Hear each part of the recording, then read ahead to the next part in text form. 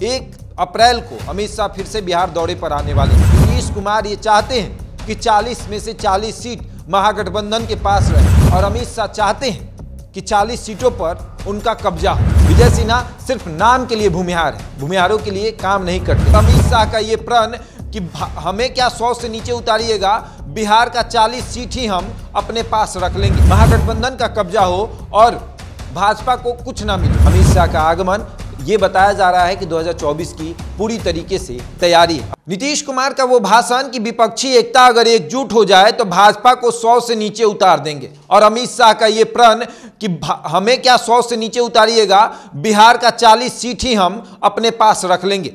जी हां, अमित शाह ने प्रण लिया है और इसी प्रण के तहत 1 अप्रैल को अमित शाह फिर से बिहार दौरे पर आने वाले। देर शाम उनकी फ्लाइट पटना पहुंचेगी और उसके बाद रात्रि विश्राम के बाद 2 तारीख को सासाराम में कार्यक्रम होगा। मिशन 2024 की तैयारी हो रही है। लगातार अमित शाह 40 सीटों पर निगाहें बनाए हुए हैं। जहां जहां उनको लगता है कि हम जाएंगे और सीट हमारी हो जाएगी, वहां वहां अमित शाह कार्यक्रम कर रहे हैं। सासाराम में उनका कार्यक्रम है और आपको बता दें कि जहां एक तरफ नीतीश कुमार विपक्षी एकता की एकजुटता की बात कर रहे हैं, कह रहे हैं कि सभी लोग एकजुट हो जाएं, भाजपा को 100 से नीचे उतारना है, और अमित शाह कह रहे हैं कि आप हमें 100 से नीचे उतारिएगा, उसके पहले हम 40 सीटों पर अपना कब्जा जमा लेंगे। क्योंकि 2019 के चुनाव पर आप नजर डालें, लोकसभा के चुनाव में, तो उस समय एनडीए चुनाव लड़ रही थी, जेडीयू भी भाजपा के साथ थी और 40 में से 39 सीट एनडीए के पाले में गई थी, 1 सीट कांग्रेस के पास गई थी। और अब नीतीश कुमार ये चाहते हैं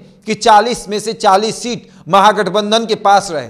नीतीश तेजस्वी साथ चुनाव लड़े, कांग्रेस साथ दे, माले जो है वो भी साथ दे और तमाम जो पार्टियां हैं वो साथ दे, तो बिहार की 40 सीटों पर महागठबंधन का कब्जा होगा। वहीं साथ ही साथ नीतीश कुमार की नजर यूपी में भी है कि यूपी में जो 80 सीट है उस पर भी महागठबंधन का कब्जा हो और भाजपा को कुछ ना मिले, तो लगभग 120 सीट जो है वो कम हो जाएगा। लेकिन अमित शाह की नज़र जो है वो बिहार के 40 सीटों पर है और अमित शाह चाहते हैं कि 40 सीटों पर उनका कब्जा हो, इसीलिए लगातार बिहार में भ्रमण कर रहे हैं। जब से बिहार में महागठबंधन की सरकार बनी है तब से ये तीसरा यात्रा है।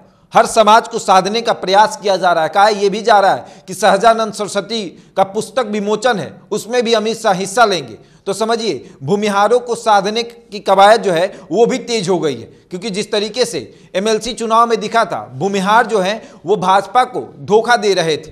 और कारण ये भी था कि भूमिहार समाज का ये मानना था कि भाजपा सिर्फ हमारा वोट लेती है, हमारे बारे में सोचती नहीं। अगर बात करें किस नेता को आगे बढ़ा रही है तो विजय सिन्हा सिर्फ नाम के लिए भूमिहार है, भूमिहारों के लिए काम नहीं करते हैं और ना ही भूमिहारों के नेता है। तो ऐसे में एमएलसी चुनाव में भी आपने देखा किस तरीके से भूमिहारों ने भाजपा को धोखा दिया। फिर बोचहा चुनाव की बात कर ले, बोचहा में भी भूमिहारों ने भाजपा पर अपना विश्वास नहीं जताया।